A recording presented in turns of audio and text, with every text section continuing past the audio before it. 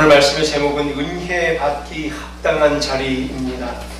우리가 놓여있는 이 자리가 때로는 은혜가 떨어지는 자리, 또 은혜와 멀어지는 자리가 되지 않기를 원합니다. 간혹 우리가 이 생각을 잃을 때에 우리도 모르는 사이에 부지불식 가운데에 은혜를 떨구는 자리에 내가 있지 않는가, 또 비판하고 평가하고 비난하고 또 분쟁하는 자리에 혹여나 우리의 말과 입술 혹은 우리의 자리의 위치가 있지 않기를 소망해 봅니다. 오히려 덕을 세우고 교회를 하나 되게 만들고 힘들고 어려운 성도들을 세우는 자리에 우리의 한마디의 입술이 더 보태지기를 원하며 우리의 섬김이 거기에 순호하시기를 간절히 소망해 봅니다. 야곱이 여러 일을 다 겪었음에도 불구하고 심지어 그의 간절한 소망인 가나안 땅에 이제 돌아왔음에도 불구하고 여전히 부족한 야곱을 보게 됩니다. 이 정도면 다 이루었지 않았을까? 야복 가까이서 하나님의 천사와 씨름하고, 아니 실제로는 하나님과 씨름하고 자기 자신과 씨름해서 이겼던 야곱이 이렇게 또 에서와의 아름다운 화해까지 이룬 야곱이어서 이제는 다 이루지 않았을까? 이제는 하나님의 백성다운 모습이 본격적으로 보이지 않았을까 하면서도 그래도 또 부족한 야곱을 보면서 우리의 신앙도 그렇겠구나, 이 정도면 되지 않았을까 할 때쯤이면 또 처절히 부족한 우리의 모습들, 우리의 신앙을 발견할 때 그것을 돌이켜 은혜의 자리로 다시 돌이켜내는 우리의 신앙생활의 여정들 되기를 간절히 소망해 봅니다. 에서와의 모든 문제가 다 해결된 것 같았어요. 야곱은 이제 34장, 35장 이쯤에 에서의 문제를 해결한 후에 숫곳이라는 곳에서 나름 장기적으로 치유를 합니다. 한 4, 5년 혹은 5, 6년 있었을까 모르겠습니다. 그리고 이후에 야곱은 약속의 땅 가나안 땅으로 향해 들어갑니다. 33장의 18절을 보면 세겜이라는 곳에 들어가죠. 아브라함이 최초로 요단강을 건너 들어갔던 곳도 세겜, 약속의 땅으로 들어갔던 곳이 세겜이고, 또 야곱도 에서와의 모든 문제를 다 해결하고 요단강을 건너 들어간 곳도 또한 세겜입니다. 참고로 하나를 더 덧붙이자면 여호수아도 모세가 죽고 나서 이스라엘 백성들을 데리고 요단강을 건너서 바로 올라가 돌단을 쌓은 곳이 바로 세겜입니다. 하나 더 말씀을 덧붙이면 예수 그리스도께서도 예배에 대해서 한마디 더 보태고자 하실 때에 일부러 예루살렘에서 갈릴리로 가시는 길에 요단강 동편에서 쭉 올라가다 말고 갑자기 또 요단강을 통해서 서로 건너서 세겜으로 들어가 야곱의 우물물 앞에서 사마리아 여인과의 대화를 통해 또 예배에 대해서 오늘 정의를 내렸죠. 예배하는 자를 찾으신다, 영과 진리로 예배할지니라 라고 말씀하셨던 것도 세겜입니다. 자, 이 세겜은 참 특별한 곳이죠. 이스라엘 백성에게 있어서. 그래서 그랬을까? 야곱도 세겜에 들어가서 돌단을 쌓고, 근데 그곳에 오래 또한 머물게 됩니다. 야곱은 거기서 근데 땅을 삽니다. 하몰의 아들들의 손에서 베크시타라는 거금을 주고 땅을 사게 됩니다. 땅을 샀으니까 어때요? 오래 머물러야죠. 내 집인데, 내 소유인데 괜히 오래 머물 것 같아, 느낌이. 저는 땅을 샀구나 했을 때 이제 느낌이 팍 옵니다. 오래 머무르지 않을까. 내 땅이 생겼는데 말이죠. 아니나 다를까 땅을 샀으니 오래 머물게 되죠. 34장으로 이제 넘어가서 1절에서 보니까 이런 가슴 아픈 일이 있었죠. 야곱의 딸 디나가 휘 족속 중 하몰의 아들, 추장 이름이 세겜이라는 사람 이름이, 여기서 세겜은 사람이 이름이죠. 여기 이 사람에게 강간을 당하는 사건이 발생합니다. 그저 그냥 우연히 한번 강간당한 것이 아니라 이미 야곱의 딸 디나가 야곱의 민족들이 히위 족속, 가나안 족속들과 깊은 교제를 나누고 있지 않았는가, 이런 생각을 충분히 주게 됩니다. 그러던 가운데에 많이 친해졌고 자연스럽게 어울리다가 이렇게 강간을 당하는 일이 생기지 않았을까도 생각을 해봅니다. 디나는 누군가? 야곱의 11번째 자녀죠. 르시, 레유, 단납, 가사, 이스, 스불론 뒤로 또 레아에게서 난 딸 디나였죠. 11번째 자녀. 요셉의 바로 위에 누나. 요셉이랑 나이가 1살 혹은 2살 차이가 되겠죠. 히위 족속 추장 세겜은 디나를 강간한 후에 디나를 아내로 맞이하고자 합니다. 그래서 6절 보니까 그의 아비 하모를 보내서 야곱과 혼사를 논의하고자 합니다. 결혼하자 이거죠. 한 민족을 섞여보자 이거죠. 8절에 보니까 너희 딸을 세겜에게 주어 내 아들에게 주어 아내로 삼게 하라. 9절 결혼 동맹을 요구합니다. 너희와 우리가 통혼하자. 서로 딸을 주고 받자라는 얘기죠.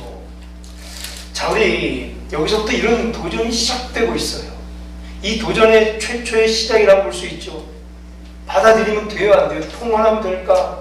이 통혼의 장면, 우리가 미리 성경을 알다시피 다윗 이후에 솔로몬 왕 때에 이 통혼제도, 결혼제도가 확 들어와가지고 어때요? 7,000명이나 되는 아내를 거느리면서 거기에 후척들이 700명까지 가까이 되면서 어때요? 마구잡이로 외래 문물이 들어오고 또 문화뿐만 아니라 문화에 담겨있는 뭐가 들어요? 우상신이 그대로 들어오게 돼서 나라는 힘들게 되고 그 이후에 심지어는 나라가 두동강이가 나버리게 되죠. 그리고 대대를 이어서 우상숭배의 고통을 당하게 되죠. 그런 또 역사적 이후의 것들을 발견했을 때 이제 이 장면이 또 다르게 보이죠. 자, 우리 지난 시간과 또 다르게 보이는 이 장면들. 성경을 미리 알고 봤더니 통혼하면 당연히 될까 안 될까? 안 되는 장면이죠. 그럼 여기서 우리는 고민하게 됩니다. 야곱이 세겜에 머문 지 오래됐다. 한 5년 혹은 6년, 제 생각엔 7, 8년은 되지 않았을까라는 생각도 하게 됩니다. 이제 어찌해야 될까? 10절을 보니까 결혼 동맹의 대가가 매우 솔깃하죠. 이 정도로 강력하게 또 시험을 받게 됩니다. 이렇게 섞이고 문물을 받아들이고 우상 숭배하는 것에 이렇게 유혹이 강해요. 꼬임이 강해요. 자, 이거 버리기가 쉽지 않죠. 10절에 보니까 우리와 함께 거주해서 이 땅을 마음껏 싸게 매매할 수도 있게 하고 마음껏 머물 수 있도록 하고 여기서 기업 또한 너희도 얻을 것이다. 11절에 또 디나를 강간한 그 추장 세겜도 직접 말합니다. 너희가 나한테 요구하는 건 내가 다 들어줄게. 다 주리라. 12절에 큰 원수를 줄 것이고 예물을 청할지라도 너희가 말한 대로 다 주리라. 어찌해야 될까? 뿌리치기가 힘들어요. 항상 이 지경까지 가는 거예요. 우리도 이렇게 유혹을 받을 때 이 지경까지 가는 거예요. 이것도 해주고 이것도 주고 이것까지 줄게. 어때? 같이 해보자라는 이때 이 유혹을 뿌리칠 수 있는가? 우리의 이 시대 젊은이들이, 청년들이 이러한 유혹을 뿌리칠 수 있겠는가? 직장생활 앞서서, 승진에 앞서서 자, 이렇게 다 해줄게. 주일에 와서 일해. 이렇게 다 해줄게. 일요일날 가게 문 열어. 이것을 거스르기가 쉽겠습니까?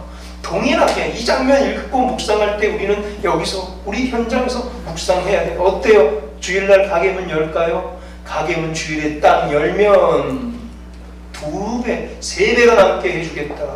그리고 그때 거래처와 이렇게 주일날 만나서 이렇게 하게 되면 엄청난 이득을 너에게 줄 것이다 라는 이 장면에서 뿌리를 쳐야 되는가? 말아야 되는가? 받아들여야 되는가? 말아야 되는가? 함부로, 제가 성도들의 삶의 구석구석을 알지 못하게 쉽게 과감하게 말할 수가 없어요.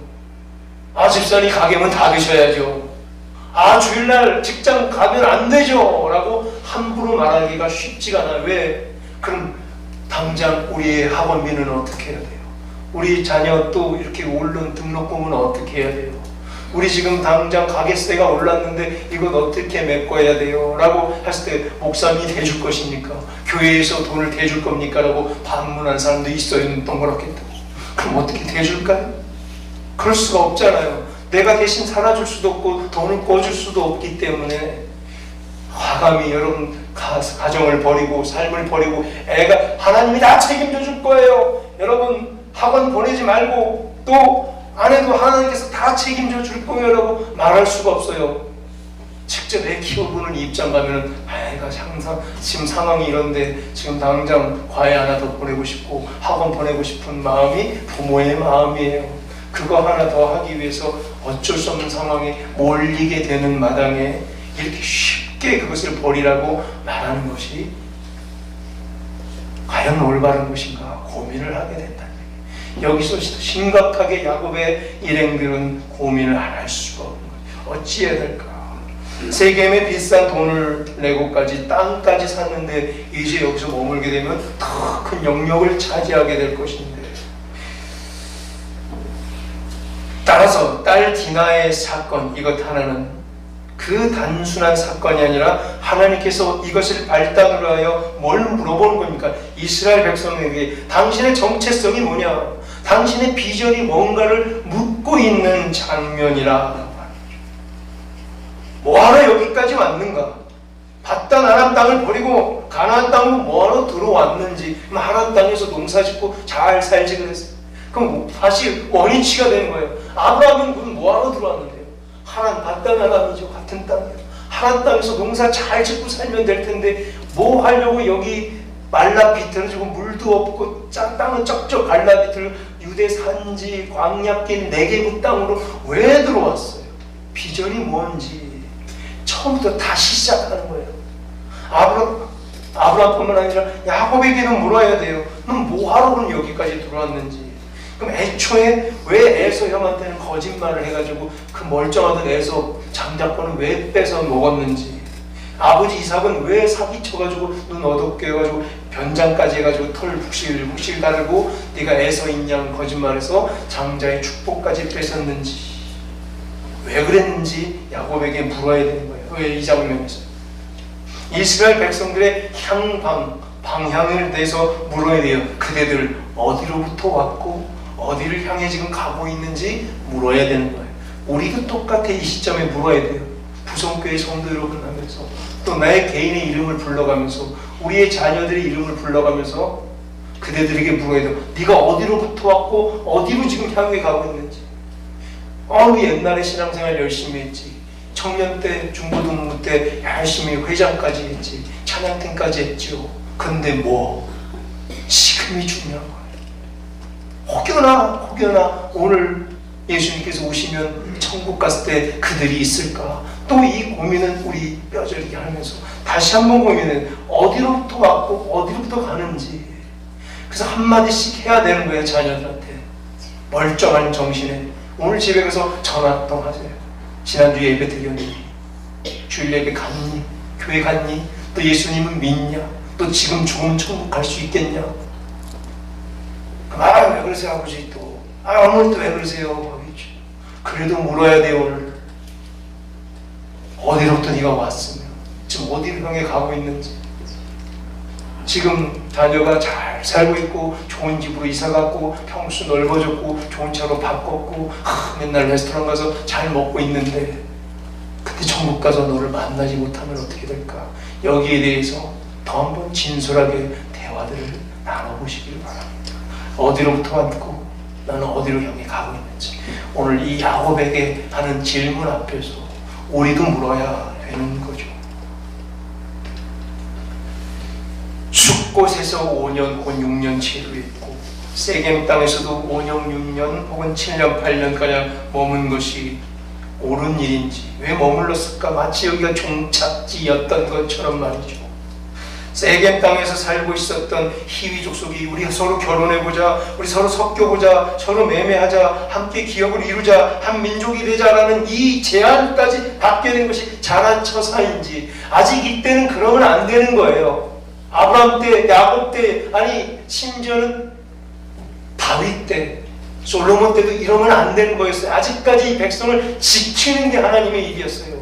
그러나 예수 그리스도 이후의 때에, 사도 바울의 때는 어때야 돼요? 오히려 세상을 향하여 나가는 거죠. 돌진해야죠. 믿지 않는 백성에게 일부러 섞이고, 그들과 일부러 묶이고, 그들과 함께 일부러 직장생활하고, 그들과 함께 부둥켜 안으면서 그들을 선교하는 게 바울 이후의 때지만, 지금의 때는 아직 보호받을 때라는 거예요.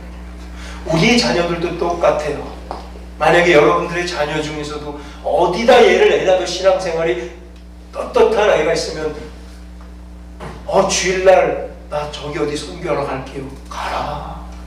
나 주일날 직장 열게요. 왜? 거기 가면 많은 사람을 전도할 수 있어요. 그럼 열어라 하는 거죠. 방법이 틀린 거죠. 나 주일날 오늘 가게문 열어서 한번 열심히 전도해 볼게요. 그 대신 나 일부 예배 드리고 가게문 열게요. 그럴 땐 여시는 거예요. 무조건 율법적으로 모세의 율법처럼 이거 하면 되고 이거 하면 안 되고가 아니라 분명한 방향을 갖고 있으면 가게문 열라고 그러는 거죠. 일부 예배 드리시고 11시부터 가게문 여세요. 많이 파세요. 그리고 복음 전하세요. 오는 사람들마다 복음 전하세요.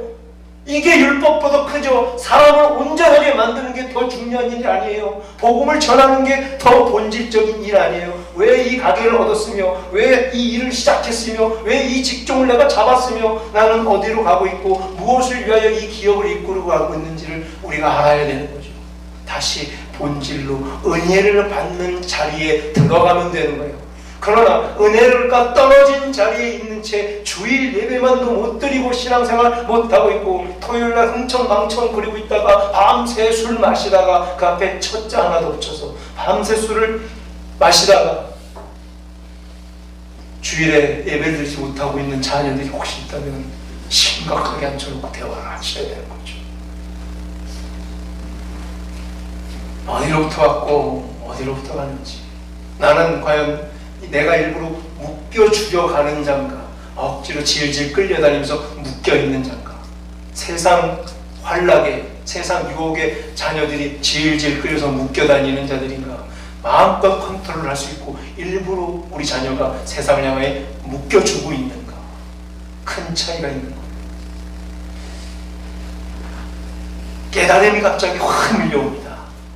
야곱에게도 마찬가지였고, 야곱 정신이 바짝 들겠죠. 오늘 딸이 지금 강간을 당했고, 지금 강간한 사람들 와가지고 많은 선물 공세하고 결혼하자고 그러고 민족이 섞이자고 그러고 있는 이 마당에 야곱이 갑자기 정신이 바짝 드는 거예요. 어쩌다 이런 일이 생겼는가라고 말이죠. 그리고 동시에 또 정신이 바짝 드는 무리들이 있습니다. 바로 누굽니까? 우리들이에요. 우리들도 갑자기 정신이 바짝 나는 거예요. 정신이 붙죠. 내가 바로 가고 있는가? 내가 있어야 될 자리에 있는가? 내가 은혜 받는 자리에 있는가? 아닌가? 교회에 나오고 있지만 나는 은혜 받는 자리들에 있는가? 은혜 떨어지는 자리들에 골라가고 있는가? 갔더니 맨날 가는 곳마다 은혜 떨어지는 자리, 남 욕하고 있고 서로 비판하고 서로 분쟁을 일삼는 자리, 서로 부정적으로 뭉쳐있는 자리에 내가 있는지, 아니면 죄를 덮고 서로 세우고 서로 위로하고 서로 공유하고 서로 교제 나누는 아름다운 자리에 있는지, 예배의 자리에 있는지, 말씀 듣는 자리에 있는지, 도전받는 자리에 있는지, 전도의 현장에 있는지, 교육의 현장에 있는지, 아니면 거기에 없으면 다른 데 있는 거야. 나는 늘 불평하고 불만하고 교회를 어지럽게 만드는 자리에 있는지, 정신이 확 나냐고. 세겜 땅에서 계속 머물러 있는 것이 나의 위치가 아니구나. 야곱이 행진하지 않고 세겜 땅에 계속 머물고 있으면서 영안이 어두워짐으로 해서 딸 디나가 이런 욕을 당하는 것이 아닌지, 이것은 단순히 디나의 문제가 아니라 누구의 문제로? 이스라엘 백성 전체의 문제. 이스라엘 백성이 디나를 대표해서 욕을 받고 있는 치욕적인 사건이 발생된 거예요. 이미 많이 디나가 그 전에 이유를 줬을 수도 있고, 그때 추장 세겜이 괜히 막 덮쳤을지도 몰라요. 발단이 누구였는지 모른다는 얘기라고 합니다. 하나님께서는 이 사건을 통해서 무슨 말씀을 하고 계시는구나, 이걸 깨달아야 되는 거죠. 매로 치시거나 꾸짖고 계시는 것은 아닌가 생각해 봐야 되는 거예요. 우리에게도 닥친 일 중에 하나님께서 치시는구나, 매로 꾸짖는구나, 아니면 다른 뜻이 있겠구나, 빨리 캐치해서 알아차려야 되는 거예요. 그게 영안이 맑은 분들이고 영안이 밝은 거예요. 영안이 무딘 사람, 영안이 어두워진 사람들은 주변에 일어나는 일들로 하여금 우리 캐치할 수 없고 알아차릴 수 없고 깊은 속마음을 바라볼 수 없어서 겉돌다가 겉소리만 하다가 흩어져 버리는 거예요. 인사이트를 발견해요. 내면을 들여다볼 수 있는 인사이트, 사이트보다 내 안에 속을 봐야 돼요. 영이 맑으면 그 속을 볼 수 있고 정확히 볼 수 있고 바르게 진단할 수 있는 거예요. 영이 어두워지면 헛다리 잡고 잘못 보고 왜곡되고 어두운 면을 보고 부정적인 면을 봐서 공동체를 힘들게 만드는 거예요. 왜 이런 일이 우리에게 벌어졌는가? 왜 깨닫기 시작합니다. 야곱은 가나안 족속과 섞여서 함께 거하는 것을 하나님께서 원하지 않는구나. 아직 때가 아니라는 얘기예요. 지금까지 하나님께서 야곱의 인생에 그토록 개입하셨고 보호하셨고 인도하셨잖아요. 야곱이 알잖아요. 그렇게 자기를 지키셨던 하나님, 그렇게 인도하셨고 가장 좋은 곳으로만 인도하셨던 하나님을 야곱이 제일 잘 알잖아요. 그런데 이번엔 왜 방해하시고 이번엔 왜 막으셨을까? 이유가 있다는 거예요. 그러던 중에 일이 점점 커졌죠. 그것은 단순한 사건이 아니라 큰 살육 사건으로 번지죠. 디나의 친오라비 르시 레위 중에 시므온과 레위가 확 열이 받았죠. 극심한 분노를 절제하지 못해서 분별력을 잃어버려서 그들은 이미 계획해서 저들을 희위 족속을 다 진멸해버리고 도륙해버릴 것을 남자예요. 그래서 작전을 짜죠. 그래서 그들을 속여서 할례를 받게 해요. 13절을 보니까 34장 13절을 보니까 할례를 받게 하고 사흘째 되는 날 희위 족속 모든 남자를 다 도륙하여. 이제 이스라엘 백성, 우리 야곱의 백성들이 갈 길은 단 하나예요. 이 마을을 떠나는 수밖에 없어요. 이렇게 소문이 다 날 거 아니에요. 저 야곱의 민족들이 희위 족속 남자들 다 죽였더라, 다 도륙해버렸더라. 여기서 어떻게 살아요? 아니면 그 연합군들이 오히려 야곱의 백성들을 공격할지도 모르고 도망가야 될 형편이죠. 여기를 떠나는 방법밖에 없어요. 이제 35장 1절에서 야곱 일행은 세겜을 떠나 베델로 가려 합니다. 베델은 어디입니까? 자, 베델로 가려 한다. 베델로 올라가려 한다. 베델은 어디인가? 야곱이 30년 전에 약속하며 서원했던 곳이죠. 30년. 혹은 더, 30년 정도를 봅시다. 7년, 6년에 지금 숙곳에서 약 3, 4년, 그리고 세겜에서 7, 8년에서 약 30여 년. 30년 전에 약속하며 소원했던 곳이 바로 베델. 어떤 거였죠? 아들과 땅을 줄 테니 이 땅에서 조상 아브라함과 이삭처럼 믿음으로 사랑에 바라는 언약을 또 사닥다리 언약을 맺은 장소. 30년 전에 베델에서 어떻어요? 하나님의 집을 짓고 거기서 하나님을 다시 섬길 것이라 했었죠. 아직까지 그런데 베델로 내려갈 생각을 못하고 있었던 거예요. 세겜에 머물러 있었던, 베델로 내려가야 되는데 세겜에 머물러 버티고 있는 야곱을 보게 됩니다. 분명히 하나님의 집을 거기서 짓고 하나님을 다시 섬길 것이라 했는데 말이죠. 인생의 여정의 과정 중에 우리 야곱은 어떻습니까? 지금 본질을 또 잊어버리고 있는 거예요. 잃어버리고 있는 거예요. 놓쳤어요. 내가 여기 왜 이러고 있나? 정체와 비전을 잠시 잃어버린 거예요. 사람이 이렇다는 얘기예요. 우리도 정신 바짝 차려야 돼요. 부성교회, 우리가 어디로부터 왔어요? 여러분 과거가 어때요? 여러분의 출처는 어떻습니까? 부성교회는 왜 시작했습니까? 부성교회 왜 여기 이러고 있어요? 부성교회의 시작은 어땠어요? 왜 부성교회는 만들어졌으며 어떤 목적을 갖고 세워졌습니까? 거기로부터 왔고 지금 어디로 향해 가고 있습니까? 묻고 있는 거예요. 지금 잠시 잠깐 어려움을 겪고 있지만 우리가 정신 바짝 차려 생각해야 되겠죠. 야곱은 베델로 내려갈 생각을 하지 못하고 있었고 정신을 잃어버려 정체와 비전을 잠시 놓고 있는 것. 그러던 중에 가나안 토속 이방 정신이 들어와 버렸고, 토속 신이 들어와 버렸고, 토속 문화가 들어와 버렸고, 이미 이스라엘 백성들, 야곱의 백성들을 장악하려고 들고 있었어요. 그 중에 한 발당이 디나가 강간을 당한 사건이라는 얘기예요. 이미 다 익어져 있어서 그렇죠. 그들과 이미 다 섞여 있다는 것을 반증하고 있다는 거예요. 35장 2절을 보면 너희 중에 있는 이방 신상을 버리고 정결케 하라는 말이 그 증거라고 그랬죠. 이미 뭐란 얘기, 이미 이방신을 버리란 얘기는 뭐예요? 이방신이 많이 들어와 있다는 얘기를 반증하는 거예요. 야곱은 이 변질과 왜곡을 급히 바로 잡습니다. 4절에서 모든 이방 신상들을 걷어서 야곱은 어떻게 하고 있습니까? 세겜 근처 상수리 나무 아래에 묻어버립니다. 다 묻어버립니다. 귀걸이, 은걸이 다 갖고 오고 비싼 폐물들 다 갖고 와. 이게 다 우상 숭배야. 그것을 다 갖고 와서 이방 우상같이 생긴 것들을 상수리 나무에 다 묻어버립니다. 뭐 하는 얘기예요? 묻어요. 과거의 모든 잘못을 수정하고 더 이상 범죄하지 않겠다는 굳은 의지의 표현입니다. 이걸 가리켜 두 글자로 뭐라고 그래요? 회개라고 해요. 과거에 잘못한 것들을 뭐예요? 수정하고 고백하고 더 이상 범죄하지 않겠다는 굳은 의지로 살을 도려내는 게 회개라는 얘기죠. 야곱은 지금 회개하고 있는 거예요.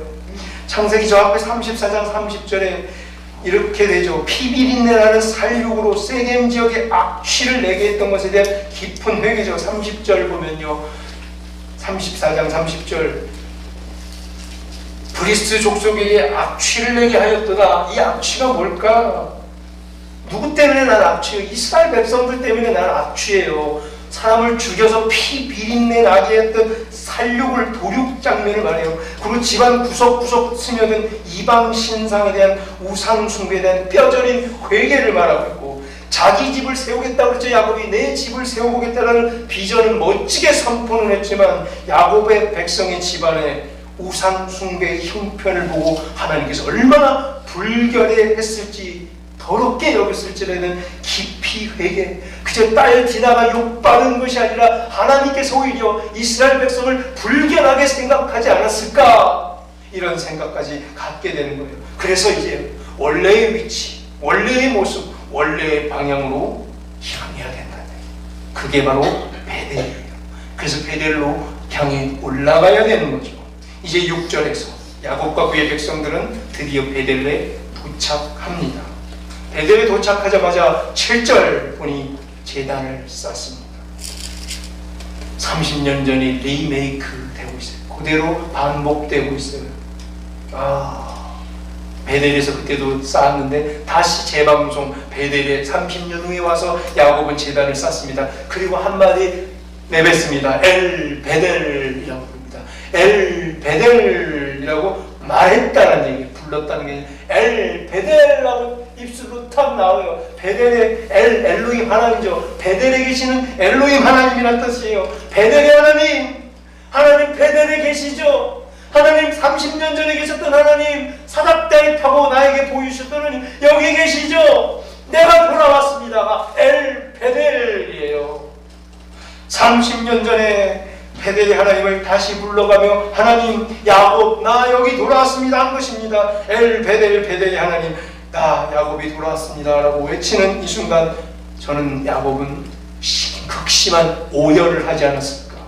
눈물을 펑펑 쏟으면서 펑펑 울고 진정한 회개의 눈물을 쏟고 있는 장면이 바로 엘 베델을 보다 회개의 눈물의 외침이 바로 엘 베델. 거기 적으세요. 엘 베델 뭐예요? 회개의 눈물의 외침. 회개의 눈물의 외침이 바로 엘 베델로 외쳤으니예요. 불렀으니가 아니라 엘 베델 하면서 회개의 눈물의 외침, 오열을 하는 30년 동안의 세월이 주마등처럼 지나갑니다. 자신이 파렴치했던 모습, 그리고 자기가 또 성장했던 모습, 그리고 하나님께서 인도해 주셨던 모습, 또 범죄했던 모습들, 거짓말했던 모습들, 연약했던 모습들, 또 은혜 받았던 장면들이 쫙 주마등처럼 지나갑니다. 처음 30년 전 사닥다리 타고 내려오신 하나님과의 만남, 그리고 약속 언약들, 그리고 외삼촌 라반과의 실갱이와 갈등, 그리고 결혼, 레아와 라헬, 그리고 12명의 자녀들 르시레유, 단낙가사, 이스유베, 그리고 디나. 야곱의 집안을 크게 일으켜 세웠던 그 가축대들, 엄청난 일들, 또 형 에서와 눈물의 화해, 용서와 화해, 세겜 땅에서 또 땅을 사고 안정적인 삶을 추구했던 이 장면까지 싹 지나갑니다. 딸 디나가 강간당했던 아팠던 사건, 백성이 욕당했던 사건, 치욕의 사건, 그리고 희위 족속을 도륙하는 장면들까지, 그리고 이방 신상을 여기저기 숨겨놓으면서 귀걸이, 코걸이 잔뜩 모아놨던 다디의 백성들의 삶, 이방신을 여기저기 기웃거렸던 장면들, 그리고 마침내 여기 30년 전에 사닥다리 타고 내렸던 하나님의 그아의 그 약속의 재기억, 이렇게 내가 약속했고 하나님께서 이렇게 약속했었지, 이것이 떠오르면서 엘베델 하면서 회개의 눈물을 흘리는 장면. 내가 다시 여기 왔습니다. 창세기 28장 15절을 기억했겠죠. 한번 28장 15절 띄워주실래요? 창세기 28장 15절 엘베델 옆에 써놓으세요. 창 28땡땡15. 여기서 뭐라고 하나님과 약속했어요? 우리 나같이 한번 읽어보겠습니다. 시작. 내가 너와 함께 있어 네가 어디로 가든지 너를 지키며 너를 이끌어 이 땅으로 돌아오게 할지라. 내가 네게 허락한 것을 다 이루기까지 너를 떠나지 아니하리라 하신지라. 아멘. 하나님께서 이렇게 약속하셨죠. 약속대로, 15절의 약속대로 하나님께서는 어디를 가든지 야곱 지켜줬죠. 맞죠? 야곱이 깨닫는 거예요. 여기서 하나님께서 나에게 이랬지. 네가 어디를 가든지 내가 너를 지킬 것이다. 그리고 반드시 이끌어 이 땅으로 돌아오게 하리라. 진짜 돌아왔잖아요. 그러니까 야곱은 갑자기 닭살이 확 돋으면서 눈물이 또 왈칵 쏟아지는 거죠. 진짜 지켜주셨구나. 진짜 인도하여 주셨구나. 그리고 다시 여기까지 나를 이끌어 주셨음이 증명됐잖아요. 하나님은 반드시 이루신 줄로 믿습니다.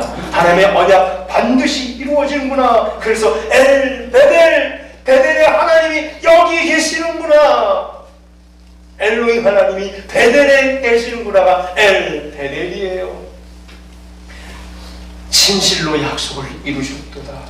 그때 또 눈물이 왈칵 쏟아지면서 엘베델 하면서 그러나 나는 고향 땅으로 들어온 지 10년이 다 되도록 하나님과의 서약을 뒤로 미룬 채 세상 현상을 쫓고 희위 족속의 땅이 뭔지, 그놈의 110타 주고 샀던 땅이 뭘 그렇게 아깝다고 그 땅에 머무르면서 내 백성들은 전부 우상 숭배하게 만들었는지 회개하고 있다. 엘베델. 그러면서 이제 내 차례, 나도 서약을 지킬 차례다. 옛날에 야곱은 뭐라고 서약했어요? 창세기 28장 21절 22절 야곱의 서약이 또 한 번 떠오르죠. 다 같이 읽어보겠습니다. 21절 22절 시작. 내가 평안히 아버지 집으로 돌아가게 하시오면 여호와께서 나의 하나님이 되실 것이요 내가 기둥으로 세운 이 돌이 하나님의 집이 될 것이요 하나님께서 내게 주신 모든 것에서 10분의 1을 내가 반드시 하나님께 드리겠나이다 하였더라. 아멘. 이렇게 야곱이 약속했어요. 자기는 하나님께서 너를 지킬 거고 너를 이 땅으로 다시 돌아오게 할 것이고 너의 하나님이 될 것이다. 야곱은 뭐라고?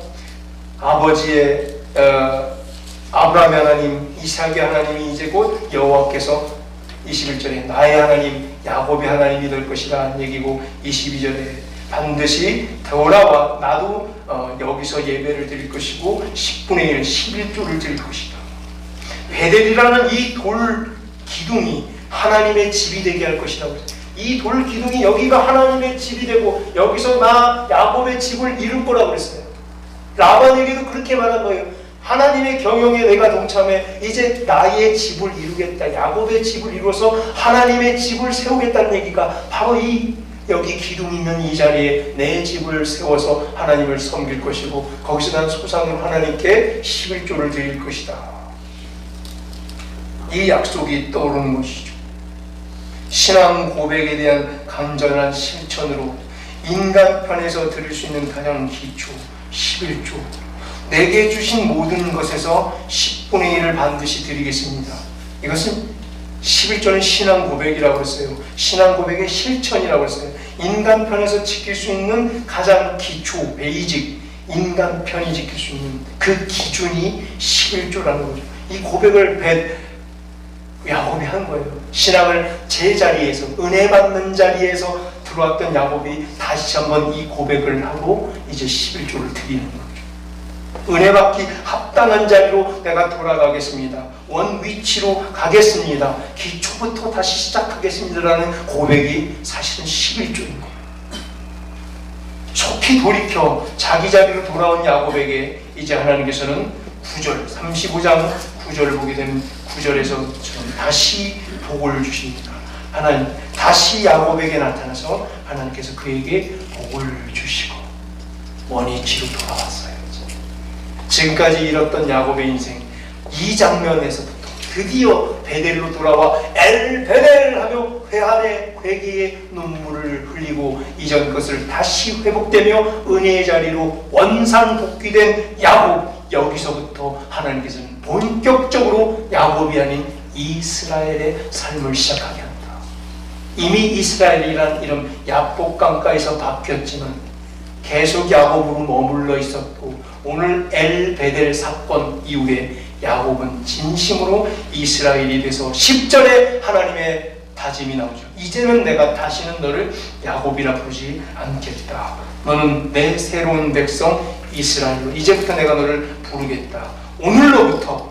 오늘로서 바로 야곱의 인생은 완전히 종식. 거기 이제 야곱의 인생 완전 끝장 적으십니다. 완전 종식. 야곱은 끝장났어요. 이제 뭐만 남아요? 이스라엘의 새로운 삶이 시작되고 있어요. 이제는 진짜 본격적인 이스라엘. 왜요? 은혜 받기 합당한 자리로 다시 온전히 돌아왔을 때 하나님의 행사가 하나님의 사랑을 통해서 비로소 시작되는 줄로 믿습니다. 은혜의 자리로 온전히 돌아왔을 때 하나님의 행사와 역사와 기적이 하나님의 백성의 삶을 통해서 바로 온전히 시작될 줄로 믿습니다. 그리고 11절의 복을 확증시켜주고 있습니다. 이런 복이죠. 어떤 복이에요? 생육하고 번성하라. 다시 원위치. 누구에게? 아담에게 줬던 명령. 생육하고 번성하고 충만하라. 그리고 정복해서 다스려라. 누구의 이름으로? 이스라엘의 이름으로. 다시 시작하고. 아담이 실패했던 것, 이제 야곱이 바뀐 세 사람 이스라엘을 데리고 다시 생육하고 번성하고 충만하고 정복해서 다스리라는 그 일을 이스라엘에게 맡겨서 이제 이스라엘 백성들의 이야기가 본격적으로 시작되는 그 시작을 알리는 장면이 바로 11절입니다. 그리고 왕들이 네 허리에서 나오게 될 것이다. 진짜 다윗과 같은 위대한 왕, 솔로몬과 같은 관용의 왕이 나타났죠. 그리고 모형으로, 실제는 아니지만 모형으로 야곱의 허리에 난 유대의 자손, 그 뿌리를 타고 예수 그리스도라는 진짜 왕이 나오신 거죠. 하나님의 계획과 비전이 마구마구 쏟아지고 있어요. 언제? 엘베델, 진짜 회개의 눈물 이후에 자기의 자리, 원래의 자리, 은혜받기 합당한 자리에 야곱이 들어왔을 때에 하나님의 위대한 계획이 이렇게 쏟아지고 있습니다. 이제 말씀을 맺겠습니다. 은혜받기 합당한 자리로 돌아올 때에 하나님의 비전과 뜻이 우리를 통해서 펼쳐질 줄로 믿습니다. 상상을 초월할 것입니다. 펼쳐질 것입니다. 우리는 그것을 뭐라고 불러요? 우리 상상을 초월하는 일들이 벌어질 거예요. 우리는 그것을 기적이라고 부릅니다. 그러나 우리는 기적이라고 부르지만 하나님 편에서는 그건 기본이란 얘기예요. 기본. 하나님의 은혜의 백성들이 은혜의 자리에 섰을 때 하나님은 그걸 기본으로 보여줄 건데 우리는 그걸 놀라서 기적이라고 바라보는 거죠. 하나님의 놀라운 기적이 우리의 기본 속에 스며들면서 매일매일 놀라운 간증으로 펼쳐나기를 주 이름으로 간절히 축원합니다. 은혜받기에 합당한 자리에서 하나님께서 그 자리에서 우리를 기다리고 계시는 줄로 믿습니다. 기다리고 계시는 그에게 우리 또한 은혜받기 합당한 자리에 서 있는지 확인하고 우리 모두 그 길로 돌이켜서 은혜받는 우리 모두 되기를 주 이름으로 간절히 축원합니다.